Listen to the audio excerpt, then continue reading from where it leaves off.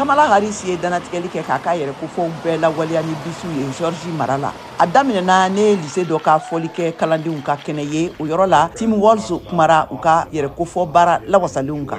I'm grateful to be part of a team with Ne nisɔndiyalenba de don ka fara aw ka nin kulu nin kan ani aw ka ɲɛmɔgɔ min bɛ a ka baara dɔn kosɛbɛ wa aw ka jamanakuntigi nata Kamala Harris wa Harris ye Georgie sifinw ka ɲɛkunya baara kɛcogoya ɲumanw lakodɔnniya.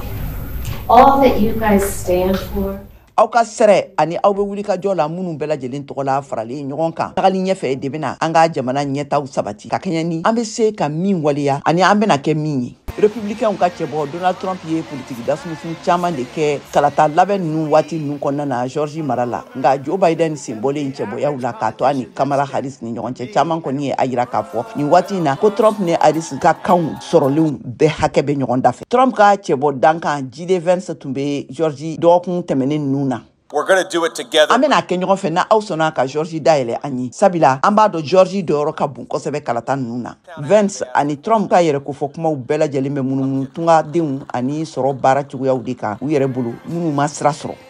Taabolo fila min Trump ka fɔla Georgie kalatalaw ye ɲabaliya ju bɔra Harris la. Aw ka sugandiliw bɛna kɛ sababu ye ka gɛlɛya ninnu ban pewu dunan sɛbɛn tan minnu bɛ jamana kɔnɔ bɛɛ gɛn k'u labɔ tɛna don yan tuguni wa an bɛ datugu u ɲɛ. Aw yɛrɛ ɲɛ b'a la min bɛ sen na sisan n'u wulila n'u ma fɔ aw ka dancɛw ka ɲi ko ɲumanba k'a sɔrɔ u ka dancɛ mara cogoya ɲɔgɔn cɛjugu fila ma deli ka kɛ dunuya kɔnɔ.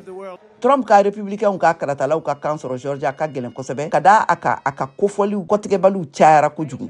Ka bɔ Georgia républicain gouverneur sangabatigi Brian Kemp la n'a a seginna ka sugandi nin ye a san fila ye ka sababu kɛ Trump ka dɛmɛw ye. Nka nin kalo in kɔnɔna la Trump ye Kemp jalaki siɲɛ caman. Brad Raffensperger Georgie mara ka kɔkanko kotigi ma gaɲɛw sɔrɔ san 2020 kalataw la Georgie.